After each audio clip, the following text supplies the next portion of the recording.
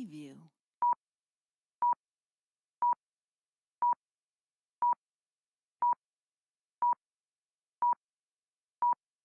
Preview.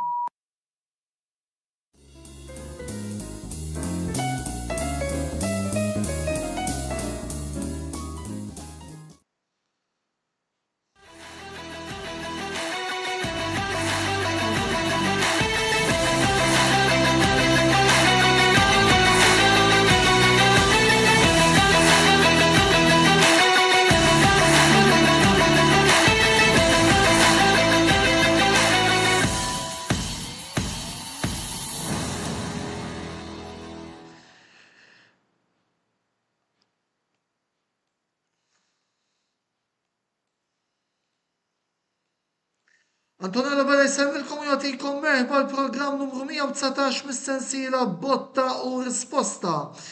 Qabel xejn llum nixtieq ngħidilkom li qegħdin inxandru għall-ewwel darba minn fuq il-YouTube channel tagħna, raġuni li għandna xi ħsarat tekniċi fuq il-Facebook page tagħna, għal daqstant nixtiequ nitolbu skuża ta' dan l-inkonvenjent li qed jinħoloq ovvjament.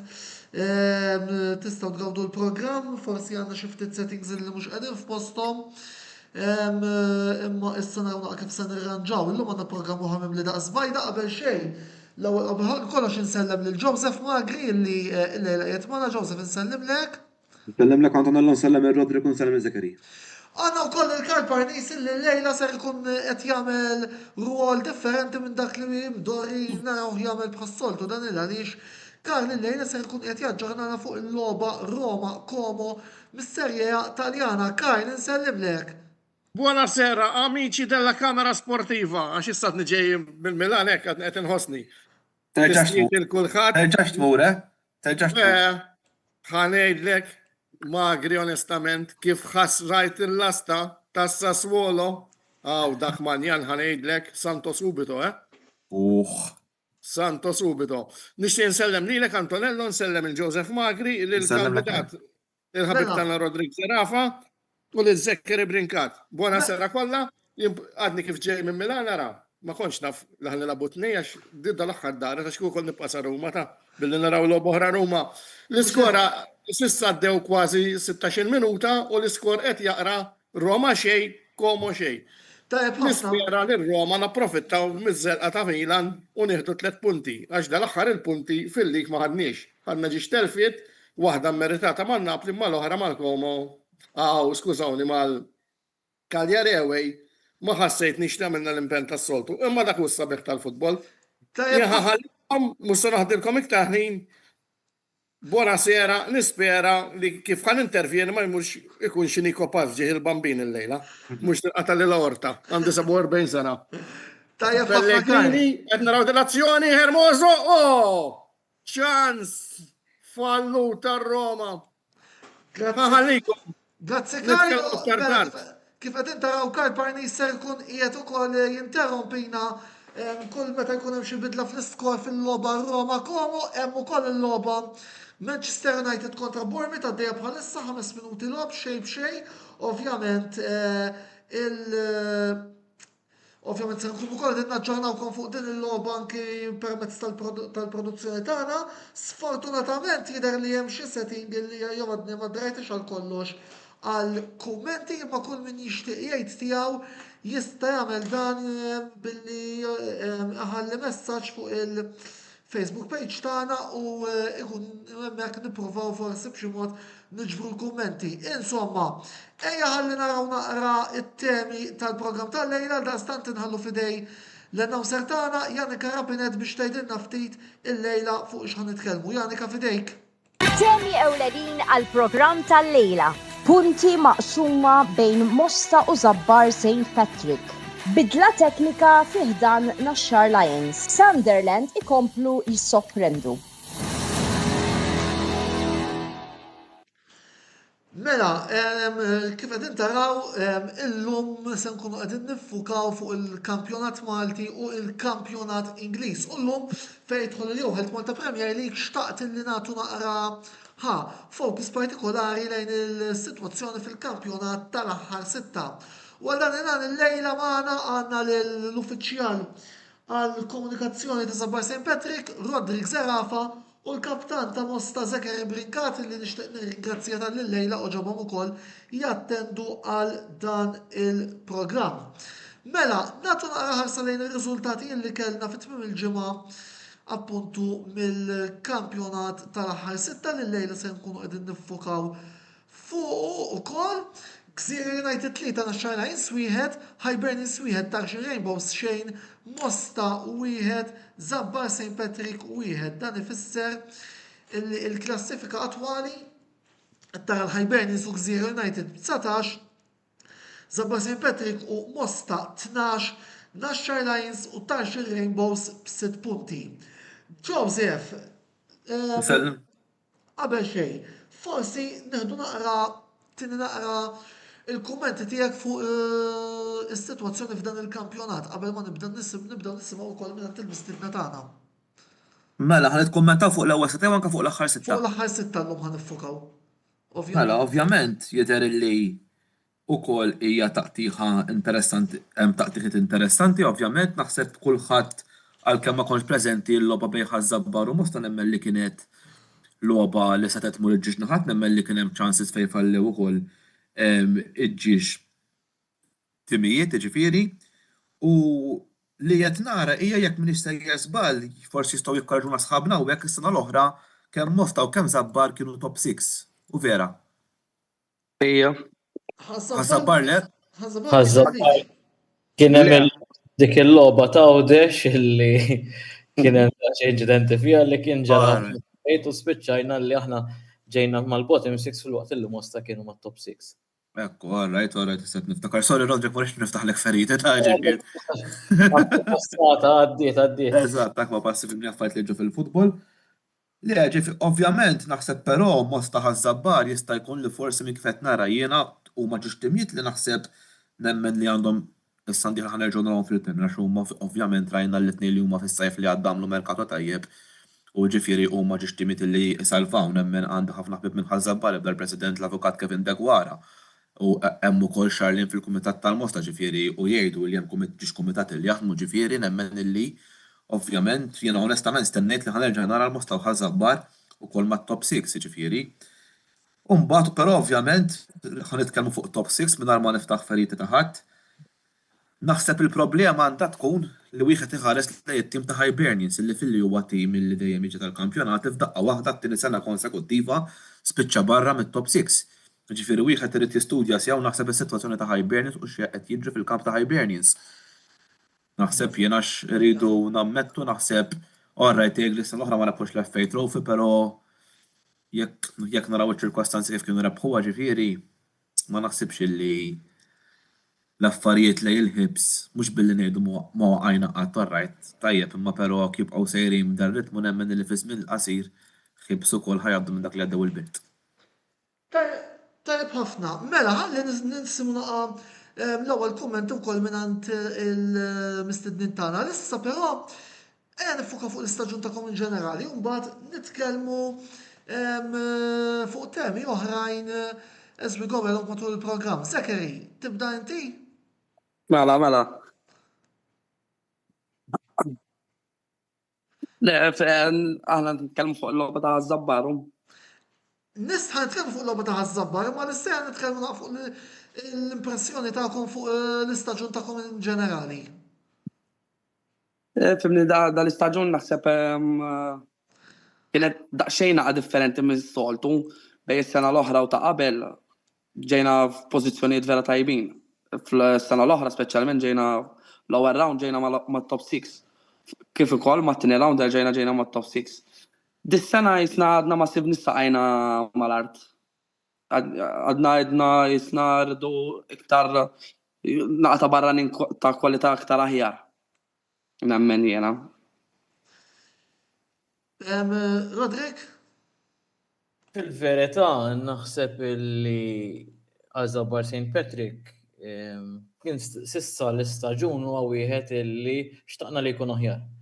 Kif qal tajjeb il-kollega, rajna illi matul is-sajf kemm jista' jkun nippruvaw nsaħħu l-iskwadra, saħħaħniha, ġibna għandna Maltin ta' kwalità, uħud minnhom ġenna 3-4 players illi kull international window ikunu mat-tim nazzjonali ta' 19 sena u taħt il-21 sena u kellna wkoll lil Kejan Xikluna li għall-ewwel darba kellna wkoll l-introduzzjoni tiegħu fit-tim nazzjonali tal-kbar biex niftehmu xi bħala Maltin nemmen illi qegħdin tajjeb u għandna kwalità.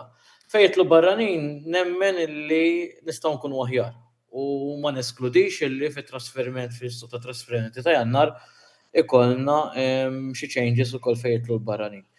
Hija pubblika wkoll stajna narawha illi matul dawn l-aħħar 3 ġimgħat xahar ukoll kellna xi players illi telqu, 3 barranin li telqu. Ovvjament kienet daqqa ta' ħarta l-waqfa ta' Luka Camilleri, il-goalkeeper ta' Żabbar St. Patrick, kienet daqqa ta' ħarta però Jonathan li huwa Żabbari bħalna qed jagħmel biċċa xogħol tajba wkoll. Irid ngħid ukoll li kull meta konna affrontati minn kwalunkwe tim, l-ebda tim qatt ma ġara bħal Żabbar. Dan huwa t-tieni staġun ta' Żabbar fil-Premier. Żgur mhux forsi l-antana mhux biss li nsalvaw, però li nkunu iva għalfejn li mat-top 6, però hemm xi affarijiet li jdu jitranġaw, però żgur mhux forsi li hemm ħafna ukoll pożittiv li rridu naraw fit-tim tagħna.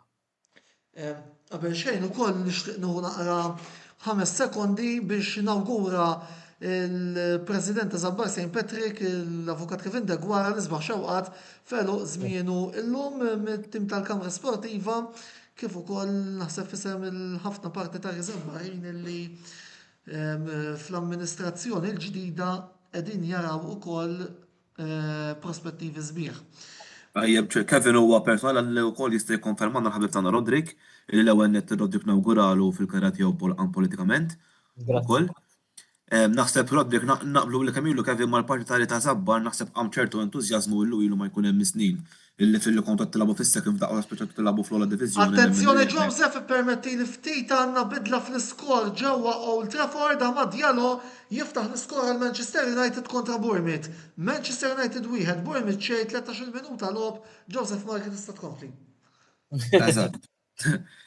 Le, u ovvjament naħseb ħalli nispjega għax nagħmilha pubblikament u ovvjament nawguraw li nisperaw li Luka Camilleri nerġgħu narawh ovvjament fil-ground jifhem li għaddej minn perjodu diffiċli u ħadd gostu kolli anke qed nisemmihax fetaħ fuq Facebook pubblikament huwa stess. Jiġifieri nittamaw li kien gowler li jekk Mr. Żbar Rodrik kien ukoll ġilli anke kien majt man-nazzjonal u x'jekk tal-kategorija taħt 17-il sena naħseb. Darba kellu dak il-goal storiku l-iskurja kienu wkoll. Ekku proset li qed tfakkarni jiġifieri nittamaw li dan it-talent nerġgħu naraw fil-ground kemm jista' jkun ma ngħid.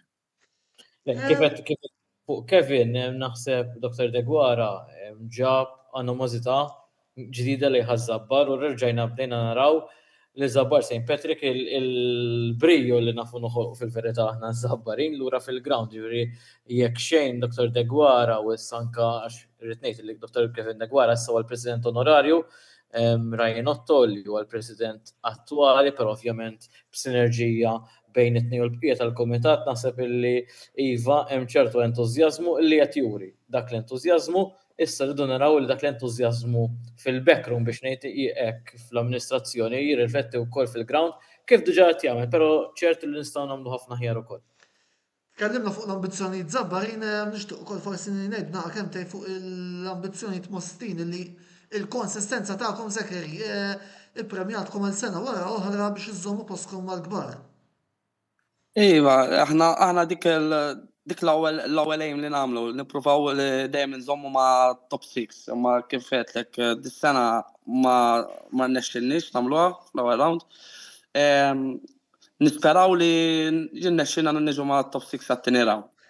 Neġu għall-logħba ta' nhar il-ġimgħa. Jiena kont preżenti fil-Victor Tedesco Stadium, kont qed nara din il-logħba u kienet logħba ta' wieħed li kellkom nhar il-ġimgħa, kienet logħba pjaċevoli u naħseb li kienet logħba li wieħed ħa pjaċir ukoll jara għal dawk li kienu preżenti il-ground għal din il-logħba. Xtaqt nagħmel kummenti minn għandkom appuntu issa fuq il-logħba ta' nhar il-ġimgħa. Zekeri, jibda inti, u mbagħad nieħdu l-kumment ta' Rodrik. Ejja, kif qed inti stess, il-logħba kienet pjaċevoli.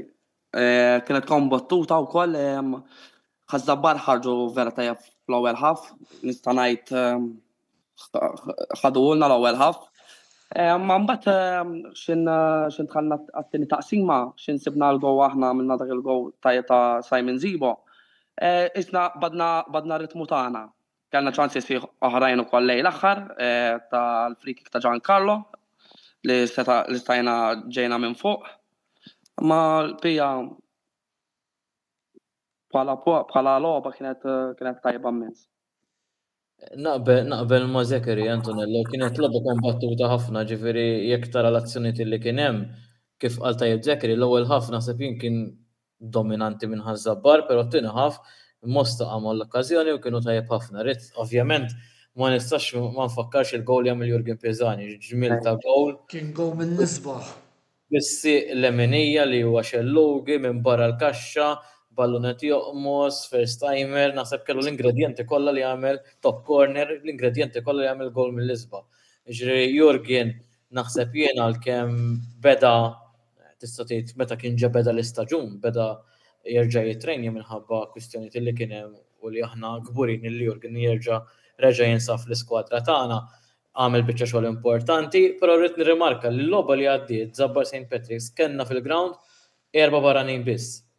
Fejn is-soltu jkollna ferm aktar barranin labna b'4 barranin. Dan kollu ma jbiddel xejn jiġri mill-andament tal-logħba, però urejna wkoll fiduċja f'numru ta' żgħażagħ tagħna. Ġri għandna il-Jake Mikallef illi naħseb logħba wara l-oħra jagħmel logħba tajba.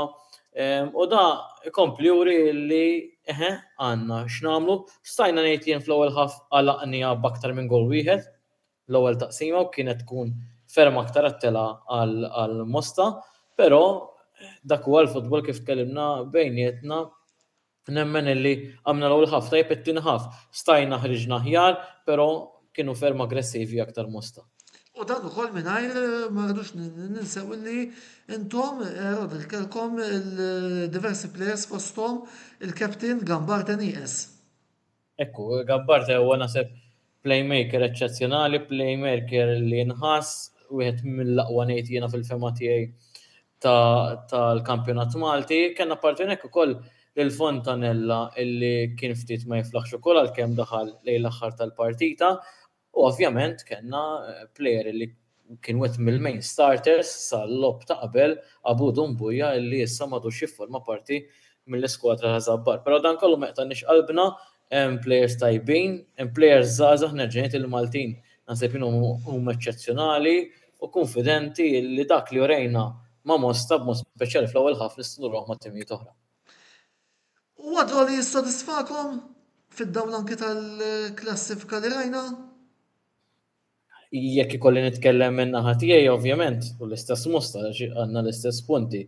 Kieku kienet rebħa kienet tkun ferm aħjar għaliex ninqataw tgħid li hemm 7 punti minn Naxxar u minn Ħaltarxin, però kienet tkun ferm aħjar għaliex naqtaw biċċa l-Mosta wkoll kieku u nkunu qreb tal-Gżira u l-Ħibs. Però fl-aħħar mill-aħħar importanti li ma tlifniex. Għaliex kif qed it-tinħaf kien aktar iddominat minn Mosta u kien importanti mbagħad li nżommu l-iskor. Ovvjament kienet tkun aħjar kieku kellna rebħa.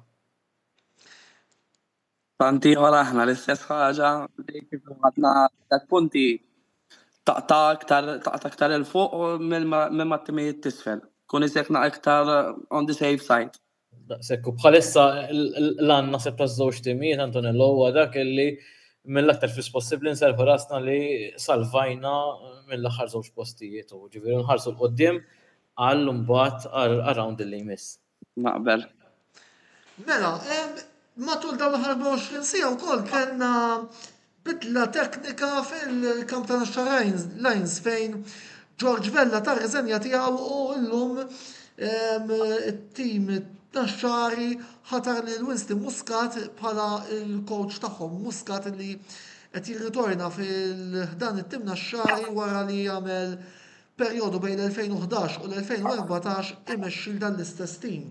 Joseph, forsi nuħna kumment minn għandek u mbagħad kumment minn għand Zekeri u Rodrik fuq din il-bidla teknika u anki forsi x'benefiċċji Muscat, coach ta' esperjenza kbira fil-kampjonat Premier, jista' jagħti s-sitwazzjoni attwali ta' Naxxar. Mela, l-ewwel nett naħseb Jina l-George ftit nafu ġifieri u naħseb ovvjament minix naxxar minix minn naxxar, però naxxar jgħidu li kemm ta' xiltu biex tella in-naxxar Premier wara ma nafx kemm il-sena ġifieri orra forsi fiha dis-sena ma kienx xejfa vorjeħ, però naħseb ħareġ with flying colours għal dak li kseb ma naxxar. Però jiena naħseb mingħajr offiża lejn ħadd u mingħajr ma rridx bl-ebda nitfa' offiża lejn George, wara dak li ġara s-sena l-oħra, nemmen li l-bidla missa saret fil-bidu ta' l-istaġun. Ma naħsibx irridu nfakru wkoll li George kien diġà reżenja s-sena l-oħra. U mbagħad ir-riżenja ma ġietx aċċettata, ġifieri naħseb kieku jiena żball li għamlu naxxar Lions kien illi ma naħseb fil-bidu ta' season naħseb George kellu jispiċċa coach mis-sena li għaddiet mhux din is-sena.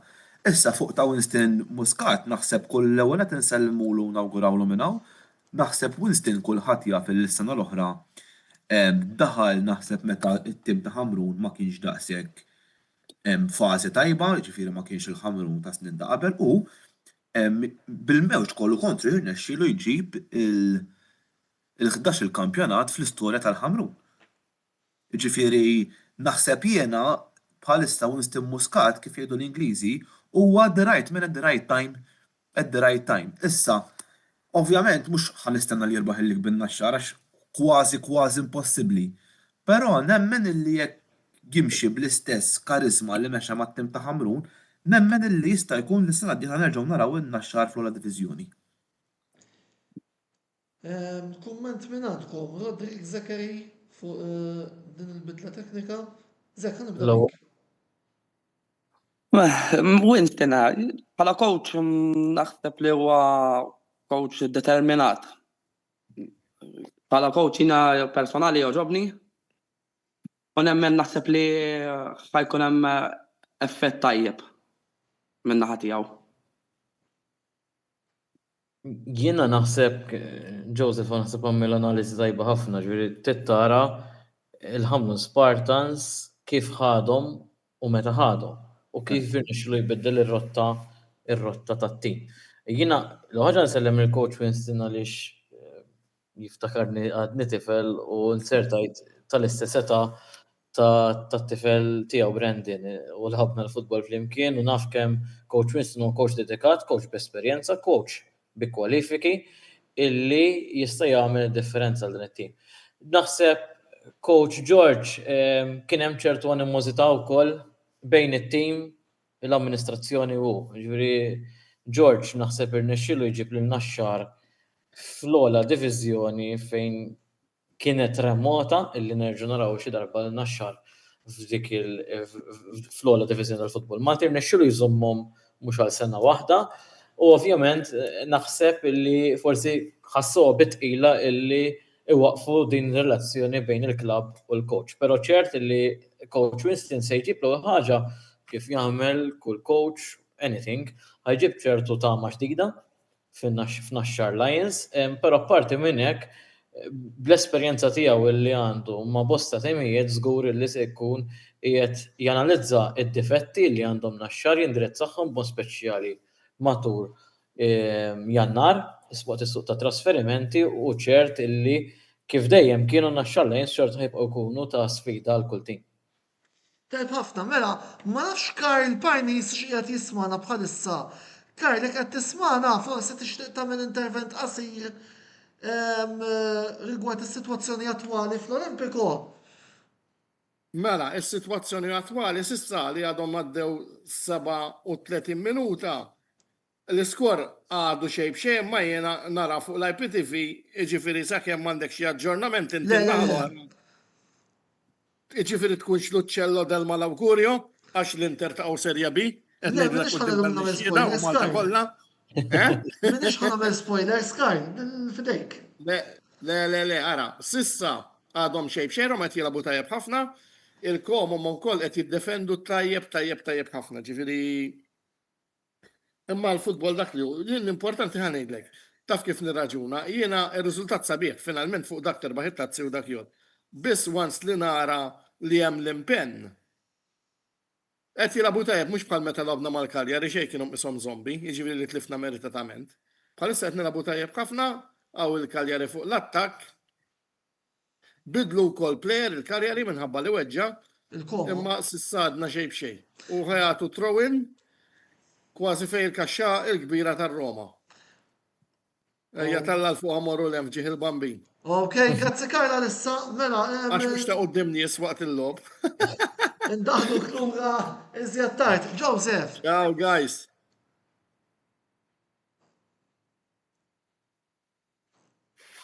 Joseph, fidejk. Forse għandek xi Mela, domanda?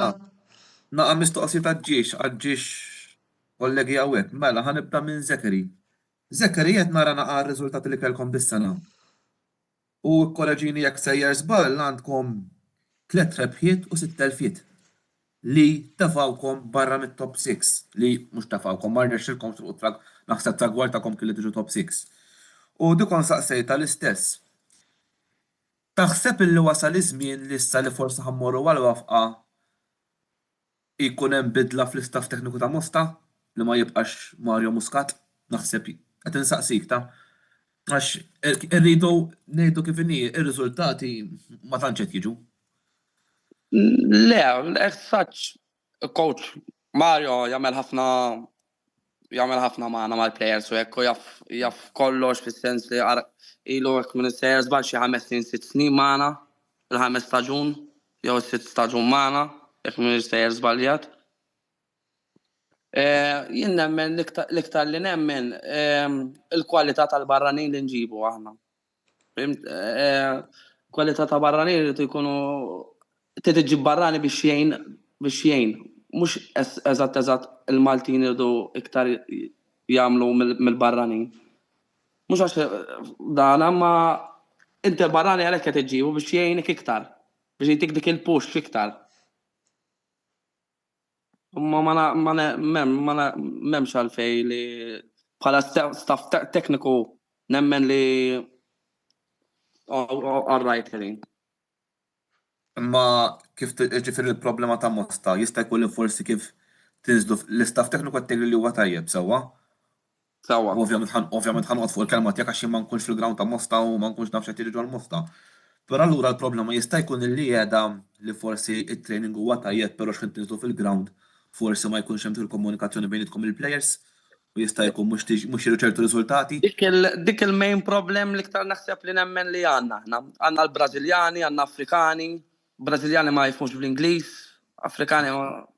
Allura jtek kif taqbad tikkomunika magħhom. Il-coach jispjegalhom ħaġa, nkun qed nagħmlu t-tattika, fimt, u jgħidulek iva jkunu fehmu ma fil-verità ma jkunux fehmu. Dinja qabel ma ndur fuq Rodrik, dinja problema waħda li nissuġġix l-MFA. Illi eżempju meta kien hemm il-Jubilee Cup organizzajna separata qabel u sabiħa ovvjament, però hemm bżonn li jekk jiena nifhmu obbligatorja illi jekk ħajġi plejer barrani nemmen illi l-MFA tagħmel obbligu li jitgħallem jitkellem bl-Ingliż. Issa forsi Fil-fatt li l-futbol jidher li ħirġa xili jiġi simili li ħaddiema li jiġu jaħdmu Malta iridu jitalmu il-Malti. Għandha tidħol invoga minn Jannar li ġej, infatti Joseph. Ovvjament naqbel jitalmu l-Malti, però aħjar jitalmu l-Ingliż għax l-Ingliż hija mejn li jiftiem kulħadd biha. Verità, ma Ma jistax ikun li kif qed jgħid Zekeri ikollok il-coach li għamel xogħol tajjeb, coach li forsi jaf wassal messaġġ, però mbagħad f'dan il-każ Mario Muscat da żgur mhux ġenju biex jitalmu il-Brażiljan f'jumejn. Mhux hekk. Eżempju, ġifieri qed ikun hemm mod ta' l-MFA issa tintervjeni u first of all tkun qiegħda taffinaqa minn stress li jkollu coach, kulħadd jaf li l-coaches kollha jkollhom stress. Irrelevanti f'liema diviżjoni tkun qed tilab, l-istress hemm ikun. U jiena nemmen li Mario Muscat ġifieri niftakru bowler mal-ħibs ġifieri u kulħadd jaf kemm kien jikkomunika tajjeb u nemmen li mal-players jkun l-istess. Però mbagħad irid ikun hemm naqajnuna li għalmenu ikun hemm naqa' rispett ukoll lejn min qed jipprova jagħti training sulet in-nies. Mhux ma rrid tipponta subajja lejn ħadd ta' ġifieri, però qed nissuġġerixxi li hemm bżonn problema din li tiġi ttekiljata. Da fil-fatt kif qed ngħidu diġà dieħla invoga. Għandek xi kummenti għal Rodrik? Iwa, Rodrik, ħadd pjaċir ħafna li smajtek tgħid. Li qegħdin tinvestu fit-tfal ta' Malta u li kellkom ukoll ċertu numru tajjeb mhux ħażin li għedulhom man-nazzjonal li dik hija oġġett tajjeb ħafna illi kellna bżonn narawha fiktar klabs. Però mbagħad semmejt illi għandkom problema bil-barranin u x'hekk. Mhux jessax problema, imma hemm fejn nistgħu nirfinaw. Eżatt, jiġifieri u nisma' ħafna anke lilkom stess li l ħabib tagħna Zeker smajthom tgħidu li hemm bżonn barranin ta' kwalità biex tikkompjeti. Ma taraħiex problema illi l-futbol Malti qed jiġi jiddependi minn barranin ta' kwalità flok fit-tfal Maltin? Għax jien niftakar is-sena mhux fl-2024, ġifieri s-sena l-oħra, kien hemm il-final ta' section tal-minors bejn Mosta u Belt. U nemmen illi kienu kollha Maltin, maġġor parti mill-ġixtimijiet, ġifieri jiena nemmen illi hemm tfal Maltin, tantu hekk hemm Ġej Kazzopardi li wkoll qed jitla' mal-Belt huwa plejer tajjeb, ġifieri hemm Steve Borsch li bagħat is-sarħila u ħan Bonella ħira hekk. Allora nemmen minn daw in-nurseries kollha u mbagħad x'in ovvjament jiġu biex jagħmlu l-qabża minn minors għall Premier. Kif qed il-numru ta' tfal Maltin dejjem qed jonqos? Din naħseb hija kwistjoni li d-diskussjoni dwarha ilha għaddejja żmien min jaqbel u min le. Jiena illum għad nixna fil-futbol, però safti tassin li kont għad nilgħab bżekk huwa ħarir eżar minn jekk mhux se żbaljat u għadu jilgħab huwa captain ta' wieħed mit-timijiet fl-ewwel diviżjoni ta' pajjiżna. Però ovvjament il-kwistjoni tal-barranin kif qed hija diskussjoni li ma nafx meta tista' tispiċċa għaliex hawn min jgħidlek li isma' aħna missu jkollna 11 il-barrani jista' jkun hawn min jgħidlek isma' aħna sa tlieta biżżejjed fil-lig bħal tagħna biex nagħtu ċans lit-tfal Maltin. Naħseb Żabbar St. Patrick irnexxinna nsibu middle way ħanejtek illi provajna nġibu barranin ta' kwalità. Nemmen illi hemm fejn nġibu aħjar. Hemm fejn nġibu aħjar. U naħseb qed nurruha biċ-ċar b'dak li għamilna f'dan l-aħħar xahar. U li nista' ngħid li probabbilment se nkunu nagħmlu fil-ġimgħat li ġejjin. Però aħna mbagħad indirizzajna dik il-ħaġa billi ġibna tfal ta' kwalità. Tfal ta' kwalità illi nerġa' ngħidlek għandna li hemm ikallef illi kull meta jkun hemm international. Maltin ġifieri tfal ta' kwalità. Maltin u x'hekk. Maltin. Under 19 hemm oħrajn, però ħansemmi dawk li huma fin-nazzjonal. Għandek under 19 li hemm ikallef dejjem ikun majjad. Under 21 għandek il-Kejan kellna il-Luka ovvjament qabel ukoll Luka Karwana Camilleri, skużani Luka Camilleri, għandek il-Jake Mikallef li huwa l-captain tat-tim nazzjonali, kien il-captain kontra l-Ġermanja tat-tim nazzjonali under 21. Ġi dawn huma elementi wkoll u Kejan ukoll li kien u għadu under 21 tim nazzjonali però tela wkoll ma' kbar. Ġi dak huwa xi ħaġa li qegħdin nagħmlu, però jekk taraw ukoll eżempju l-Bankina illi kellna kontra l-Mosta, tinnota kemm hemm tfal illi qegħdin mhux kull logħba għaliex dan nafu meta tkun għadek żgħir ma sar hija jibsa li tagħmilha l kull logħba mat-tim tal-kbar, però għandna numru ta' tfal li qegħdin jitilgħu kemm il-darba għandek il-Sven eżempju, Karabot, Sfoli Polidano u oħrajn illi qegħdin jagħmluha. Ovvjament hija deċiżjoni tal-coach. Kull coach joħroġ fil-ground biex jirbaħ. Min jaħseb li huma l-aqwa 11 fil-ground ħajmla. Però mbagħad minn naħa l-oħra nitkellem issa ninżel l-kappell ta' Żabbar St. Patrick u nilbes il-kappell ta' Malti. Fl-aħħar mill-aħħar li jkollna nuqqas ta' Maltin fil-ground taffettwa lit-tim nazzjonali Malti. Hija xi ħaġa naħseb naturali huwa tajjeb li naraw Maltin li jmorru jilbu barra minn xtutna u hekk jista' jkun jkomplu nżiduha, però nafu li m'hemmx biżżejjed. Qed ikollna barranin li jilab ma' tim nazzjonali Malti, kif fil-verità jagħmel kull tim nazzjonali fid-dinja li xek tara l-Ġermanja, hekk tara kull tim Italjani, Franza, hemm ħafna players li jagħmlu hekk. Però naħseb li iva din hija sitwazzjoni li tkun indirizzata mhux biss mill-MFA naħseb jien, però anke mill-MPL.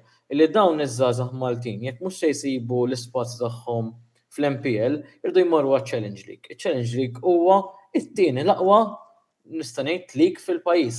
Kemm aħjar li jkollna aktar Maltin żgħażagħ li bħalek jagħmluha fit-tim Malti, però mbagħad irridu naraw ukoll fit-tim nazzjonali Malti mhux fit-tim tal-klabs tagħhom rispettiv biss.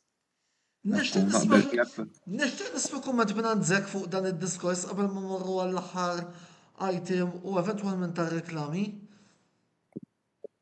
Kif għal Rodrik, jiena nemmen li għaw ħafna zazax li għandhom kwalità vera tajba. Imma iktar il-problema hija li naħseb jiena li il-klabs kollha ta' Malta naħseb iktar jippreferu barrani milli Malti. Tara ċertu Maltini ikunu ħafna ħjar minn barrani li jġibu. Imma xorta jilablek il-barrani minn flok il-Malti. Jien dik ma naqbilx magħha pereżempju li jippruvaw jiġu 11 il-barrani.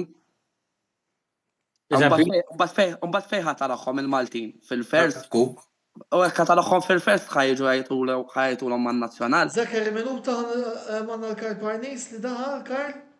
Mela, għadha kif intemmet l-ewwel taqsima minn ġewwa l-isbaħ ground tad-dinja, l-Istadju Olimpiku ta' Ruma, fejn l-iskor parzjali qed jaqra Roma xejn, Como xejn, u ntlabu eżatt 48 minuta il-referi tagħna 3 minuti żejda. Mela, minn ġewwa l-Olimpiku, Roma xejn, Como xejn. Grazzi Karl. Ġenerakom fit-tieni partita, fit-tieni parti, u nselli għal-mistednin tagħna x'daw issa jkunu nbidlu.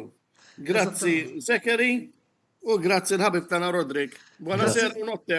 Grazzi lilek Karl. Zakari tista' tagħlaq lill-punt tiegħek? Jekk jogħġbok?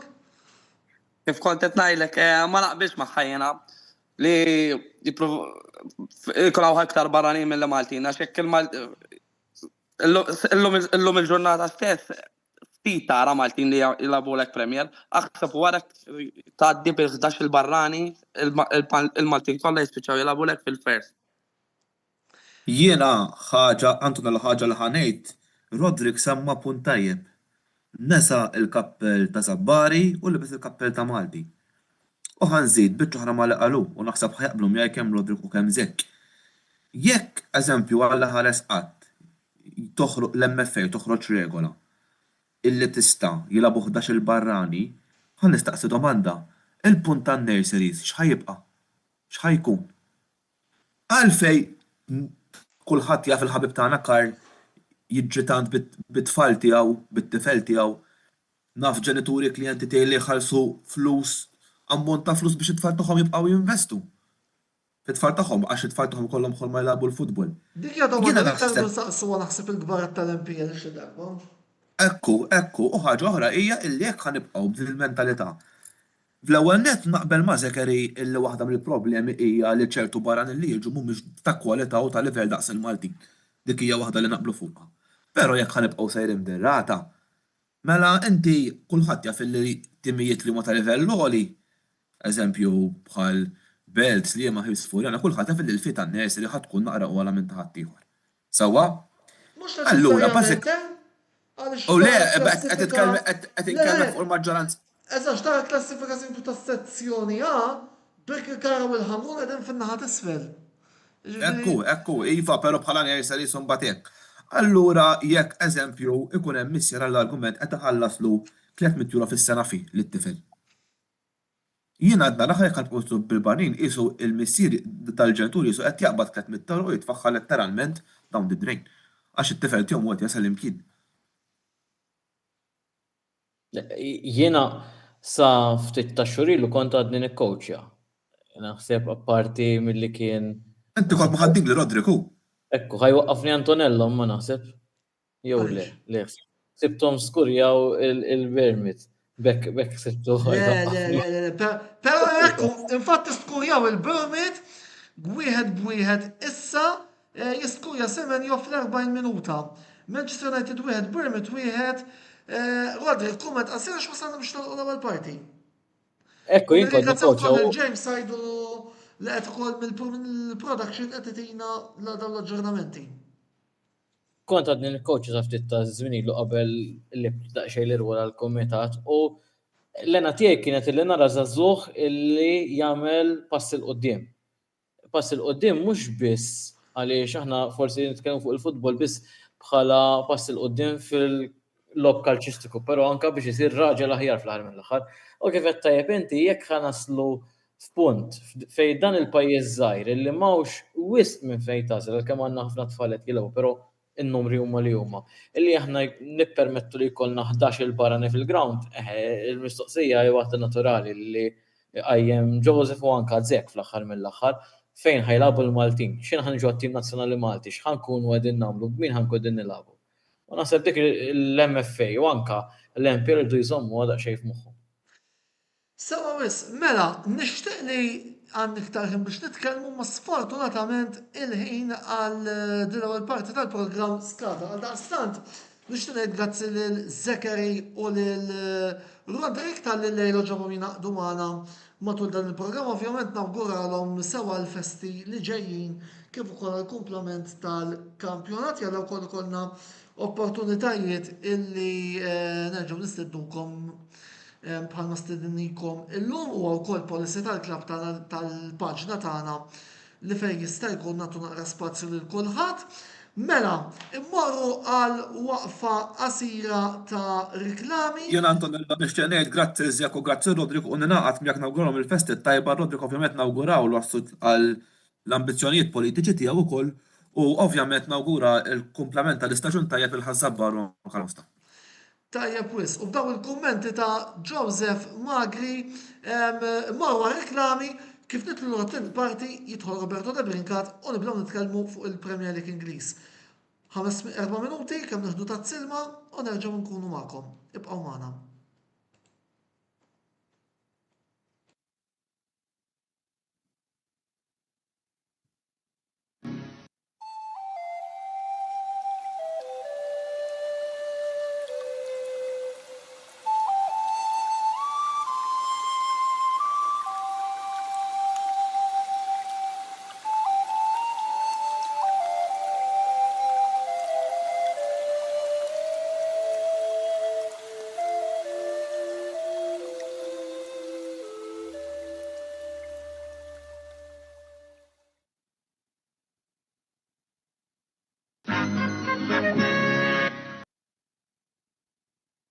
L-aqwa esperjenza lokali fuq eabet.com. Inaqat magħna u irbaħ. Tista' tilgħab fuq għażla vasta ta' Casino Games jew fuq l-isport favorit tiegħek. eabet.com. Dejjem ilgħab b'mod responsabbli.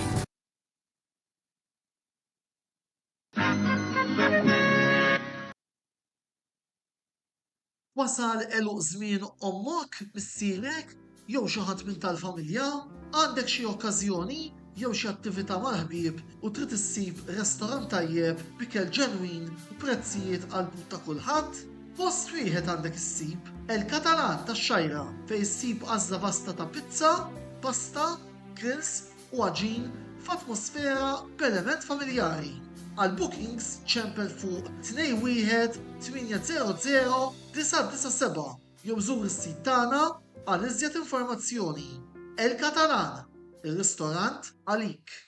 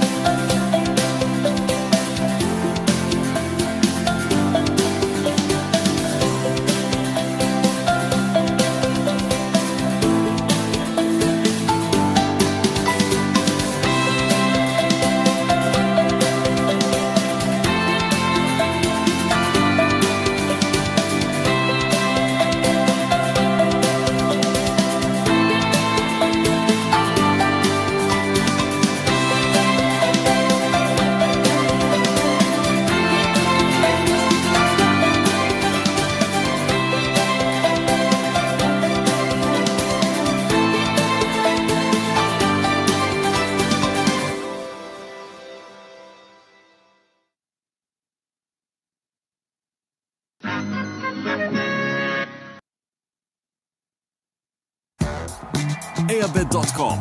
L-għażla tal-Maltin fejn tista' tilab u tirbaħ, ingħaqad, iddepożita, biċ-ċans li tirbaħ. eabet.com. Dejjem ilab b'mod responsabbli.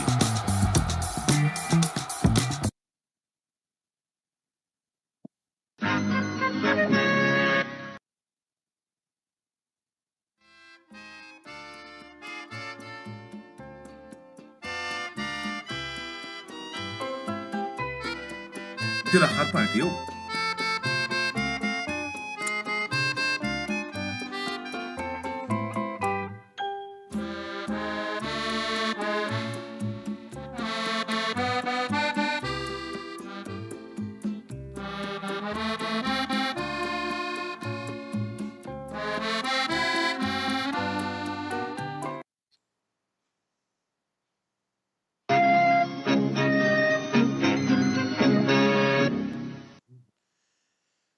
allura t-tieni parti tal-programm botta u risposta fejn l-ewwel qed tista' jingħaqad magħna Roberto De Brincat. Roberto, nsellimlek.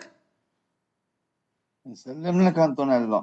Nsellem isħabi il-Joseph u l-Karl u ovvjament il-daw kollha tisegwuna.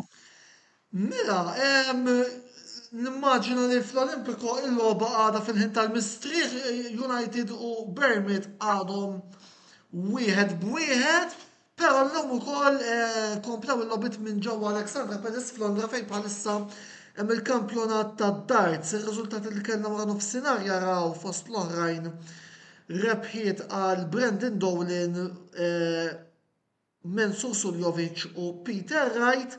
Max Hopp il-lejla elimina Martin Lukman 3-1 u bħalissa hemm għaddej il-konfront bejn Dirk van Duijvenbode u l-Belġjan Beatins. Van Duijvenbode bħalissa qiegħed weħeb xejn minn fuq. Il-lejla wkoll għandhom jilagħbu Johnny Clayton kontra Adam Lipscomb u Conor Scott kontra Simon Whitlock. Ovvjament niskużaw ruħna kellhom għandna problemi fuq il-Facebook page tagħna daqstant ma nistgħux nkunu up to standard fejn jidħol accuracy. Infatt il-programm ukoll il-lejla qegħdin inxanduh minn fuq il-YouTube channel tagħna, nisperaw li qegħdin tieħdu pjaċir issegwuna u ovvjament inkomplu nitkellmu din id-darba, però kellna diversi segwaċi tal-għalulna Antonello ma tantx titkellmu fuq futbol Ingliż.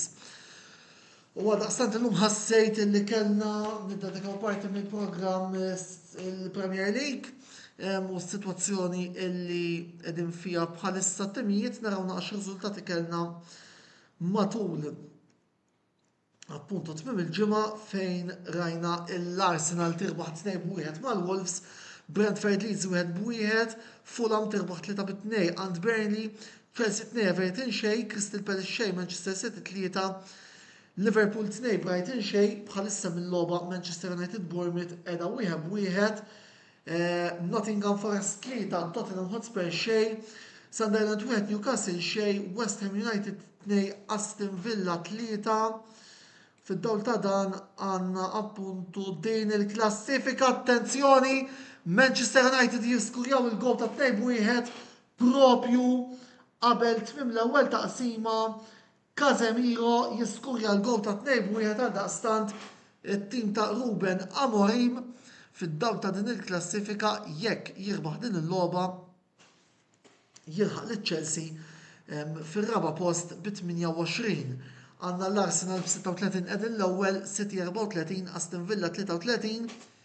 Il-klassifika bħalissa qed tara Chelsea u l-United Manchester b'28. Palace, Liverpool u Sunderland 26, Everton 24, Brighton 23, Tottenham u Newcastle 22, Fulham, Brentford u Bournemouth 20, Forest 18, Leeds 16, West Ham 13, Burnley 10 u Wolves 2. Mela, nibdew bil-nieħdu xi ftit kummenti. Roberto, għax inti ormai sirt l-espert tal-kamra sportiva fejn tidħol il-Premier League. Forsi xi ftit kummenti b'mod ġenerali fuq il-programm li kellna fit-tmiem il-ġimgħa, qabel ma forsi nuħa kumment ukoll minn Joseph, imma inħallu fidejk Roberto l-ewwel. Naħseb ovvjament l-iktar highlight kienet ir-rebħa li kisbu s-City away kontra Crystal Palace, logħba li xejn ma kienet waħda faċli għat-tim ta' Guardiola, però ovvjament kulħadd jaf il-qawwa li għandu dan it-tim u naħseb kienet iktar tkun sorpriża li kieku s-City ma ħadu xejn mill-fatt li rebħu 3 punti. Però naħseb huwa riżultat sinifikanti x'ovvjament Crystal Palace huma wieħed mit-timijiet rivelazzjoni li kellna mill-aħħar tal-istaġun li għadda u fil-bidu l-istaġun. Ġifieri naħseb li hija rebħa li tikkonferma mill-qawwa li għandhom Manchester City. Ovvjament kellna rebħa ta' Arsenal li rpiljaw u żammew posthom fil-quċċata. Ovvjament it-taqtija nemmen li ħadkun bejn dawn iż-żewġ timijiet għar-reb tal-kampjonat. Liverpool li kisbu rebħa biex ikomplu ovvjament joħorġu mill-kriżi li kienu fiha. Naħseb il-klabb ta' Liverpool tilef xi ftit, mhux ftit naħseb ħafna mill-maġija li kellhom fl-istaġun li għadda. Ovvjament jidher li kien hemm ċertu disgwit intern fid-dressing room u dan xejn ma jgħin. U mbagħad ovvjament għandna timijiet li nistgħu nqisuhom bħala diżappuntanti bħal Newcastle u Tottenham, speċjalment Tottenham.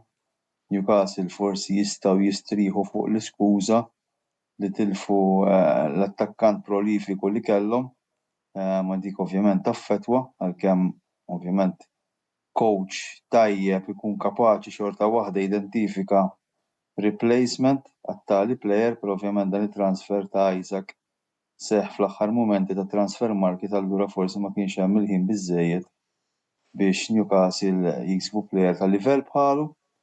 Tottenham li milli jidher jien niftakar il-kliem li kien saħaq Antonio Conte meta kien imexxi lil Tottenham f'logħba fejn it-tim tiegħu tilef vantaġġ sostanzjali u spiċċa fid-drota tlieta meta qal li hawnhekk il-problema mhijiex il-coach jew il-plejers imma l-mentalità li hemm fil-klabb u naħseb li din tkompli tkun ikkonfermata sena wara oħra minkejja il-bidliet li qed ikun hemm fit-tmexxija tal-klabb. Tajjeb ħafna. Joseph. Le, bażikament l-ewwel qed insellem il-ħabib tagħna Roberto. Naħseb ftit xi nżid ma' dak il qalu. Ovvjament kif qal tajjeb u vera United forsi tilfu l-Isaac li naqgħad ma' Liverpool lejl tmiem it-transfer market, però mbagħad kif qal tajjeb u nemmen li jekk inti għandek coach li taf x'inti tagħmel, nemmen li Newcastle għandhom materjal biżżejjed biex ikunu mal-fuq tal-klassifika u rridu nsemmu wkoll li għalkemm orrajt Isaac forsi vera jaffettwa, però ma nistgħux ninsew il-punt li Newcastle għandhom ownership wieħed mill-aktar sinjur fid-dinja. Il-PIF ġifieri ma naħsibx li hija problema ta' flus. Kif fuq Tottenham jiena onestament qatt ma niftakar il-Tottenham fl-aqwa tagħhom jien għandi 27 sena ġifieri qatt ma fil-futbol ngħidu li kull tim ikollu li jara tiegħu li jara ta' Tottenham ma taqparti li fil-2019 waslu final ma' Liverpool naħseb hemm u li naħseb illum forsi Roberto li huwa ovvjament huwa ikbar minni ma nafx jekkux minnek ukoll Antonello ġifieri għax ma ġentix żmien iżejjed. Tikxif li xtajdlek għandek. Le, mhux ħadik xaħbajdlek Le, però naħseb Isma' biex ngħidu kollox minix ix-xieħ u minn hu ix-xieħ minni ġifieri. right. Nħalli fidej qed jarana biex jiddeċiedi min hu.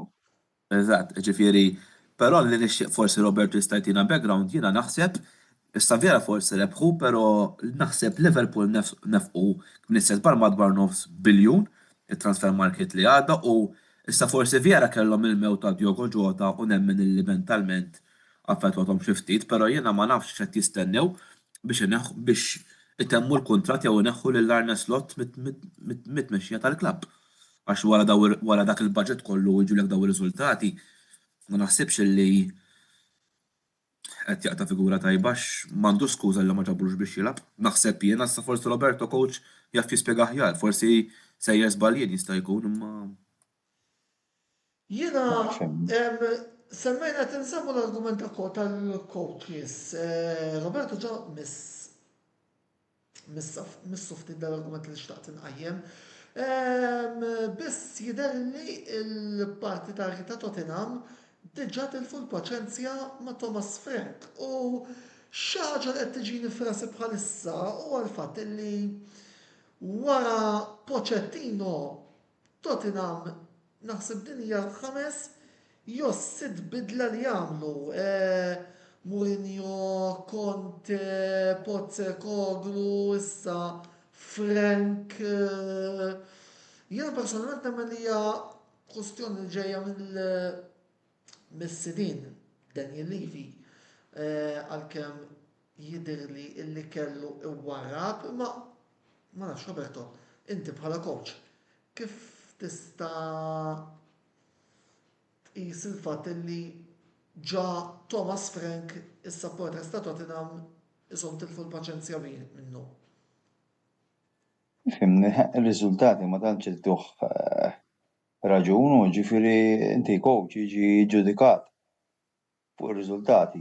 Ġifieri kemm kien hawn coaches li t-timijiet tagħhom jilagħbu futbol sabiħ u attrajenti però mbagħad jispiċċaw jitilfu. X'jiġri? Mhux jitneħħa mill-kariga. Le, mhux hekk. Pereżempju każ tipiku huwa Zeman. Zeman it-timijiet tiegħu kienu jilagħbu l-isbaħ futbol li qatt tista' tara, imma mbagħad it-timijiet tiegħu kważi qatt ma jirfu. Ġifieri l-unika trophies li rebaħ Zeman kienu l-kampjonat tas-Serje B. Ġifieri mill-bqija meta ġie fl-ogħla livell ma rebaħ xejn. Ġifieri orajt jiġi t-tieni jew it-tielet jew ir-raba' ma x'jiswa. Fl-aħħar mill-aħħar ir-rep jgħod. Ġifieri jiena fimni anke da speċi Thomas Frank. Thomas Frank minnu? Għax kellu season pożittiv mal-Brentford? X'għamlu speċjali? Hemm differenza milli tikkowċja tim li l-aspettattivi tiegħu huwa li jiġġieled tar-relegazzjoni u forsi jispiċċa mit-tejbil għal tim li jkun ma ta' fuq biex jagħmel il-qabża biex jipprova jirbaħ xi unur. Jiġifieri jrid ikun hemm ċertu weight meta jintgħażel coach. Jiena onestament meta Tottenham ħabbru l-Frank bqajt naqa' sorpriż għax naħseb wara Pochettino, Mourinho u Conte naħseb li għamlu mhux pass lura, naħseb anke 2 jew 3. Jiġifieri hija problema wkoll li fimni ħanejdlek. Hija problema wkoll ta' tmexxija għax kellek il-Paratici pereżempju li spiċċa sospiż. Jiena onestament Paratici naħseb huwa dirigent overrated ħafna, speċjalment għal kif mexa mal-Juventus.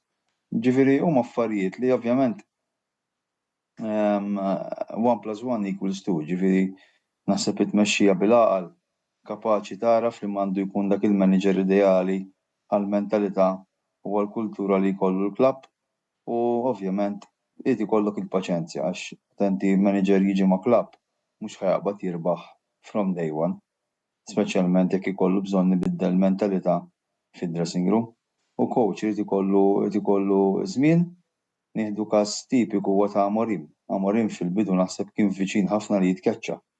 Illum il-ġurnata tim jidher li sab ċertu stabilità, alright mhux qed jilagħbu l-logħob li kienu jilagħb meta kien imexxi l-Sporting Lisbon, però naħseb li compared mas-season li għadda il-United sabu ċertu stabilità. U dik ovvjament hija kaġun għax il-United kienu paċenzjużi u stapportew lill-coach Portugiż biex eventwalment beda jġib ir-riżultati. Però Roberto rridu nsemmu fatt ukoll li l-istaġun li għadda Amorim daħal magħhom f'xi Jannar, ġifieri ħadd ma sena l-sena jagħmel mirakli u ġifieri.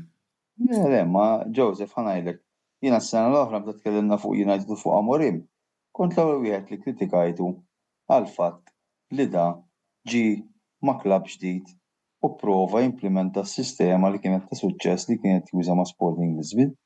U dik naħseb jiena kif taqbad tajt, it raises questions għalfejn għax possibbli coach ta' dal livell sistema tattika waħda biss jaf juża.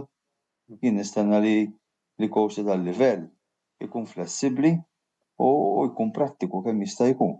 Inti trid tuża s-sistema skont il-players li għandek għad dispożizzjoni tiegħek. Mhux għax inti dejjem telab dik is-sistema mela trid li l-players jaddattaw għas-sistema tiegħek. Meta ġara hekk ħafna mill-coaches spiċċaw fallew. U Amorim is-sena l-oħra kien viċin li jfalli. Ġifieri dis-sena jidher li sejrin aħjar l-affarijiet, forsi xorta tfadal biex il-United jilqu ċertu livell u jkunu jistgħu jiġġieldu għar-rett tal-kampjonat, però l-inqas għandhom stabilità fit-tim. U dik hija fattur pożittiv. United importanti naħseb fil-fema tiegħi li dis-sena jikkwalifikaw għall-Ewropa. Karl, ma any updates minn Ruma? Naħseb li jista' bdiet it-tieni taqsima jiena. Mela, minn Ruma l-updates iwa kien hemm xi sostituzzjonijiet ukoll, imma l-iskors issa għadu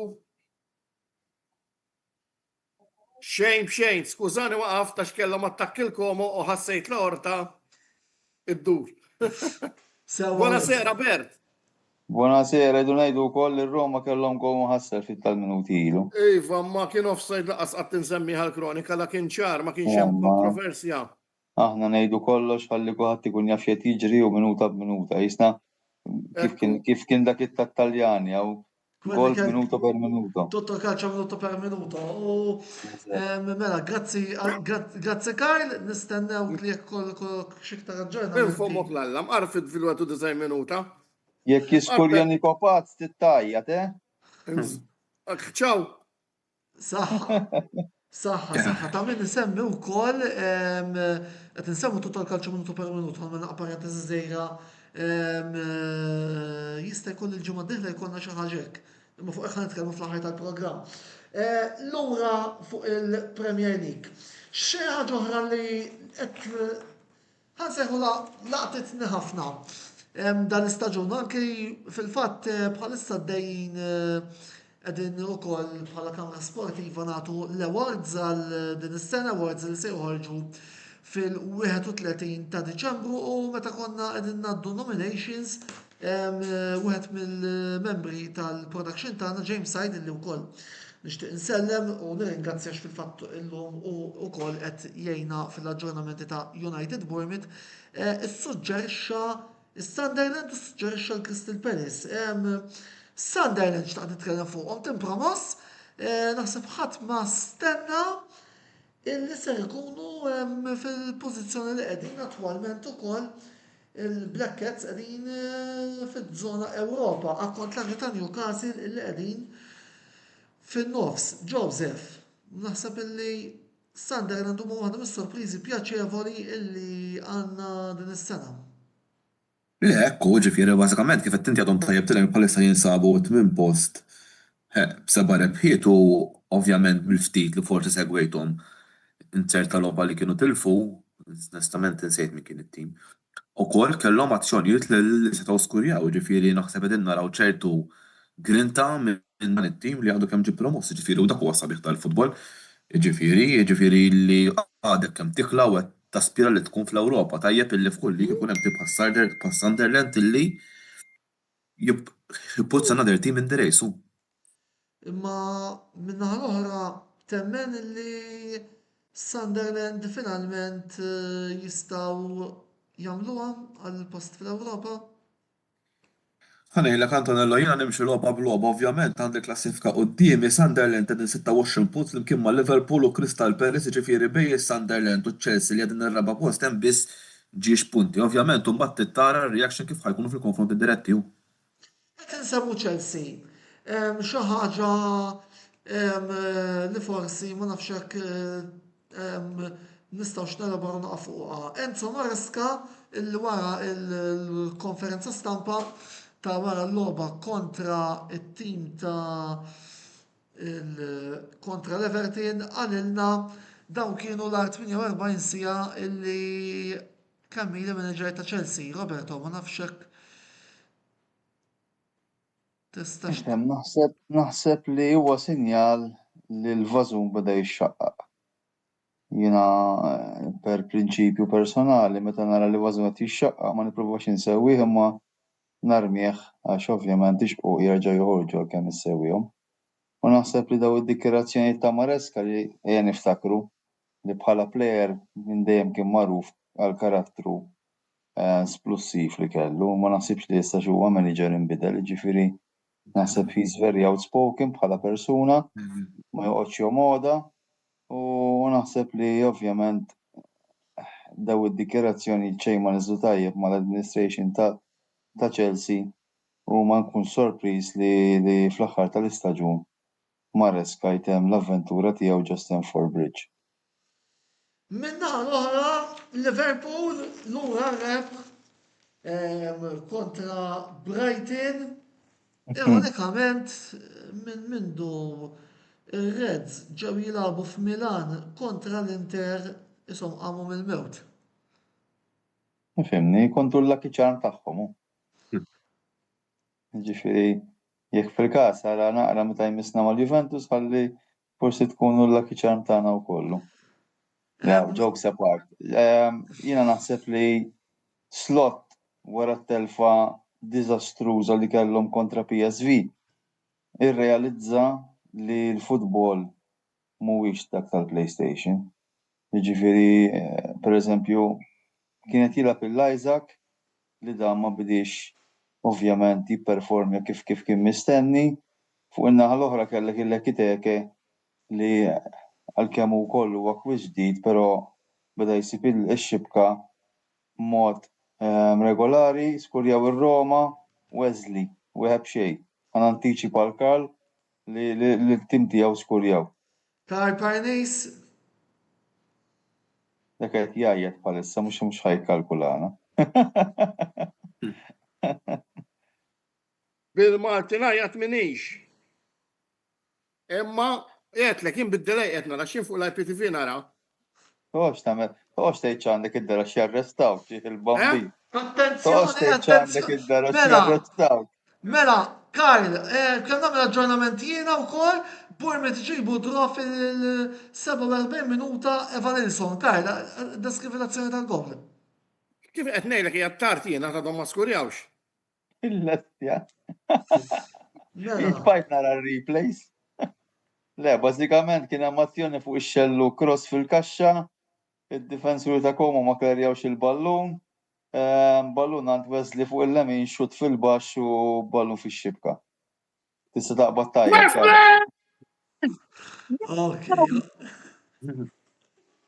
Anka lajta bid-delay ġitta. all right, mela, Karl. Kun iċ-ċans ħana rek konvalidat ġaħalla ma mhux jgħattar xejn. Le, sarra rasek li konvalidat. Terġax tagħmel ammadi. Għax fottejt lil Briju. Kemm waħda, direttur. Ismani, aħna nagħmlu l-aġġornamenti għas-segwaċi tagħna, jekk għandek id-delay mur irranġa l-internet. Mela, Noqogħdu nżommu l-segwaċi jistennew lilek biex tajjed il-go. Mela, ma fil-fatt biex nkunu qed ta' kollox dak kien it-tast ta' Karl għallum. Mela, Karl, kumment minn għandek ħalli nistgħu nkomplu diskussjoni. Tinsix niżel epic failure, Xiex? Epic failure, di-delay kollha. Eżatt, vera. Għara liħor, jek jirna fordja dak jina fejl. Issa id-direttur Dan huwa l-ewwel darba qed nagħmlu xi ħaġa, jiġifieri Karl, kumment fuq il-gol ħalli nkomplu diskussjoni. Xiet li twan Kumment fuq il-gol minn ħadd nkomplu diskussjoni. għamlu azzjoni tal-bliħ. Kienet ila ma fl-arja li skurjaw il-Roma, ġifiri, jena ħepi u kolla skurja li plejer li għandi fil-Fanta Calcio. Forse tirkupra naqra punti minn il-misfel. Grazzi, Karl. San il-kupra għed titkessa, jentu għed terran nisdobbin. Inħaj għavudu fuq l-Inter, taf kemm għat tida jaw Xejla, għaxxejla. Jena Ejdu Magri, kelmu Magri. Jalla. Għed titkessaħ, għed jaran nisdobbin. Ifibni, nejdu Punti, jena fuq Kelmu Magri, kelmu l-opinjoni tiegħi, jena jiġri x'jiġri. Ma rbaħx fil-futbol, rbaħt fil-karozzi, foldi nifqu hawnhekk. Grazzi Karl. Tamilniex daw l-affarijiet. Grazzi Karl, ħalli nkun nistgħu nkomplu Daw diskussjoni. nkomplu, niċċajtaw ftit aħna s-soltu. Tajjeb ħafna, mela, konna nitkellmu fuq Liverpool u jinkun se nsaqsi domanda fuq Salah. Jiena naħseb li Salah wasal żmien li ħalli Anfield fil-femma tiegħi naħseb l-unika direzzjoni li qed naralu hija dik tas-Saudi, Joseph. Le, fimni wara naħseb dak il ġara kontra Inter li ma trifiljax ukoll mat-tim jidher ukoll kif qal tajjeb Roberto Alvazun fid-dressing room tal-Liverpool ukoll beda jixxaqqa u jiena ma noħodux bi kbira li jtiru ukoll Arne Slot miegħu. Jiġifieri. Però fimni naħseb Salah. Salah jew slot jien però. X'inhu? Jien iktar naħseb li jew wieħed jew ieħor. Le, naqbel le, xi ħadd. Ifhimni jekk Liverpool ma jikkwalifikawx għall-Ewropa probabbli 99.9% iżlot tikaċċuħu. Ġifieri, naħseb meta jkollok ġlied intern ma dak il-li saf tittax. Però lissa mhux ħajneħħu żgur. Kellhom iċ-ċans. Le, lissa ma jneħħux. Le, lissa ma nemmix li Kellhom jneħħu. iċ-ċans kollu jneħħuh wara t-telfa mal-PSV la ma neħħawx dakinhar ħajżommu sal-aħħar tal-istaġun. Sakemm ma s-sitwazzjoni ma tiddeterjorax. U isma' bħalissa fimni kien neħħu issa ma nafx minn ħajġibu ġifieri ma semmew il-Zidane jew l-Klopp imma ma naħsibx illi. Zidane biss diġà wieħed għall-Franza. Klopp Antonello diġà għal issa wieqaf mill-coaching jien l-option li qed nara Liverpool jekk itil slot hija waħda temporanja. Però Għamejlek. u ma rridux ninsew ħaġa sal Liverpool. Mbagħad nħalli fidejk Roberto.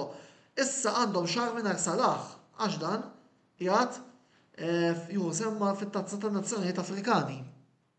Jiena naħseb li dik tkun vantaġġ. Jiena lija Salah missu warra fl-aħħar tal-istaġun kien joħroġ ta' hero, jitlaq bħala rebbieħ u mhux baqa' hemmhekk u ovvjament issa jaqla l-problemi għax ma jilgħabx isu xi dana xi prima donna li tilab bil-fors, jiġifieri jiena naħseb li kien ikun għaqli għalih u anke l-klabb li kieku fl-aħħar tal-istaġun li għadda warra bejt jiena tlaqt irbaħt il-lig tajt staġun mill-aqwa u jitlaq bl-unuri. Issa li ġara ovvjament is-supporters jinqasmu. Is-supporters hemm minnhom li ovvjament iħobbuh għal dak li għamel il-klabb matul dawn l-aħħar snin u hemm oħrajn li ovvjament jaraw l-interess tal-klabb u mhux tal-plejer, jiġifieri hija naqa' sitwazzjoni antipatika. Però naħseb li l-iżball Salah jew le mhux daqshekk. L-iktar l-iżball li sar kien l-istrateġija li kellu slot li jixxi dawk il-plejers kollha meta inti kellek kważi magna perfetta.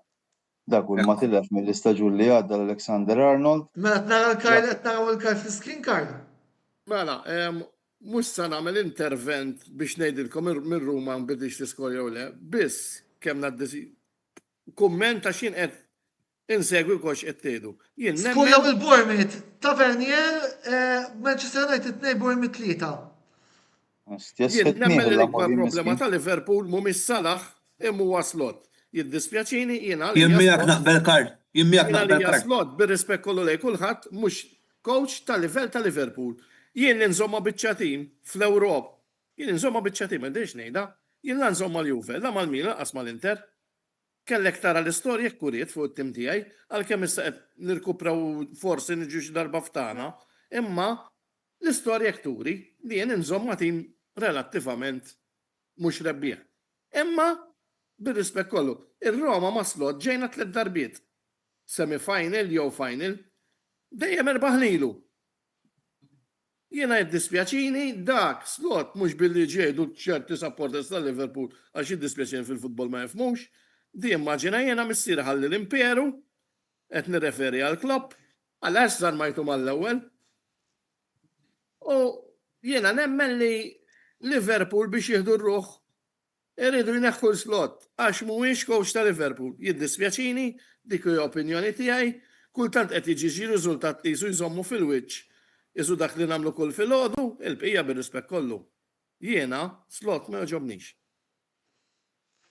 Ħallejthom fil-kwiet. Grazzi Karl.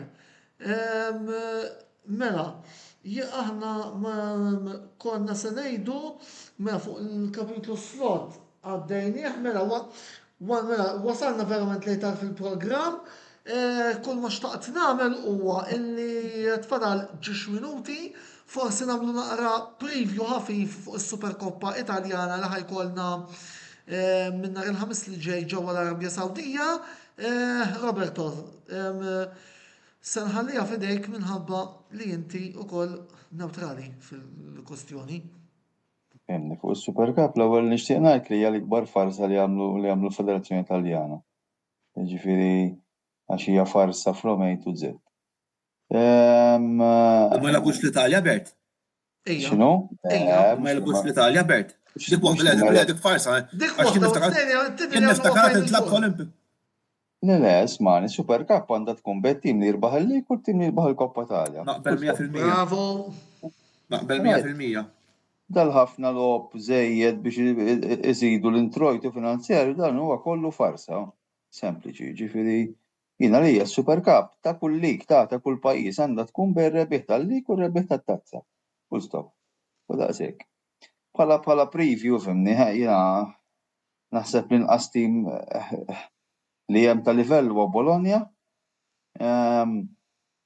Ovvjament hemm il-Champions Napoli, hemm l-Inter, ġifieri mhux ħadd tkun daqshekk faċli tgħid min jista' jirbaħ. Dak li ġara l-istaġun li għadda jurina, ġifieri Milan kienu kważi eliminati kontra Juventus, fl-aħħar minuti skurjaw żewġ gows, spiċċaw mbagħad anke fil-final mal-Inter dawlu r-riżultat u reputtazza. Ġifieri ma tistax tgħid as-such min huwa l-favorit li jirbaħ u min le. Naħseb minn kif għaddejjin it-timijiet bħalissa, naħseb li Inter jinsabu fl-aħjar forma mit-timijiet li ħajdu sehem fiha. Ovvjament Napoli ħanaraw hekk ħajerġgħu jaqgħu fi kriżi ġiex telfiet infila, jekk jerġgħu jitilfu fis-Super Cup naħseb imbagħad hemmhekk veru ngħidu li qegħdin fi kriżi reġgħu. Jiġifieri għalkemm forsi mhux xi tazza ta' importanza kbira, però jista' jkollha effett fuq il-kumplament tal-istaġun tat-timijiet involuti. Sewa wis, mela, ta' min ifakkar ukoll il-programm tal-kompetizzjoni nhar il-ħamis ser ikollna l-logħba bejn Milan u Napoli, il-ġimgħa jidħlu fl-azzjoni l-Inter u l-Bologna, il-finali ser tkun it-tnejn u fid-dawl ta' dan nixtieq inħabbar illi il-programm ta' nhar it-tnejn se jkun l-aħħar wieħed qabel il-waqfa tal-miliet. Issa ħin kif u kome ngħidulkom biss iżżed il-qudiem għaliex jista' jkun illi fl-eventwalità ta' finali bejn Inter u Milan jiena u Joseph ser nkunu qegħdin spalla ma' spalla nikkummentaw il-logħba flimkien waqt li jkun għaddej il-programm botta u risposta flimkien ma' Karl, ma' Roberto, Marco kol għandu jtina daqqatit u mistednin oħra li ser ikollna għal dan il-programm. Mela, grazzi lil Roberto u lil Joseph u lil Karl tal-interventi tagħhom matul il-programm tal-lejla. Karl, qed tgħid xi ħaġa qabel ma nagħlqu? Qed narak xelt? Iva, nirringrazzjak ta' l-ispazju ġdid li tajtni llum, nispera li bqgħu sal-aħħar. U apparti minn hekk alla jrid narakom nhar-l-erba' li ġej. Eżatt, l-erba' għandna. Jien mhux ħankun preżenti Karl, jiddispjaċini. Ħażin mela. Ma nistax. Mortna xorta ħalli niklu inti jak. Fil-qalb kollha. Dan għaliex Ciao, guys. Dan għaliex Ciao, l-erba' guys. dan għaliex Ciao, l-erba' ciao. Dan għaliex l-erba' kif nisemmi lejli tajjeb Karlu, grazzi. Għandna nikla tal-miliet tal-istaff tal-Kamra Sportiva. Imma insomma, dik hija storja oħra. Mela, l-ewwel nett nixtieq ngħid grazzi wkoll lill-sponsors tagħna illi huma Beauty Wisdom, El-Catalan, Ejabet, Paper Avenue u The Barber u nħeġġixkom biex tużaw is-servizzi ta' dawn is-sinjuri għaliex indirettament tkun qegħdin tgħinu l-Kamra Sportiva tkompli tella kontenut ta' livell. Issa, nisperaw li nsolvu l-problemi illi għandna bħalissa fir-rigward ta' Facebook ħalli wkoll ma jkollniex iżjed intoppi biss ħanejdu hekk, il-pjan tagħna huwa illi għalmenu fuq il-YouTube channel li minnu qegħdin taraw dan il-programm il-lejla. L-ewwel qabel kollox nhar il-ħamis ikollna ir-recording tal-programm Id-Bassir illi ser issir jitlaq nhar il-ħamis fis-7. Ovvjament il-ħamis ukoll se nkunu qegħdin naġġornawkom fuq il-logħob bejn Shamrock Rovers u Hamrun Spartans u Hibs Zabbar St. Patrick, apparti ukoll illi il-ħadd is-sibtu l-ħadd se nkunu qed naġġornawkom fuq il-logħbi taċ-Championship Pool tal-kampjonat Youheld Malta Premier. Mill-bqija nisperaw illi ovvjament nhar it-tnejn inkunu qegħdin nagħmlu l-programm bħas-soltu. Ovvjament ħinijiet u kollox ser intuhomkom, infatti anke il-pjan tal-programm ser nkunu qegħdin fassluh biss nhar il-ġimgħa wara li nkunu nafu min se jellab il-finali bejn tas-Superkoppa Italjana. Sakemm nerġgħu niltaqgħu, jien Antonello Bela ma tfadal xiex ngħidilkom grazzi tal-li segwejtuna, il-lejl tajjeb u ħudu ħsieb.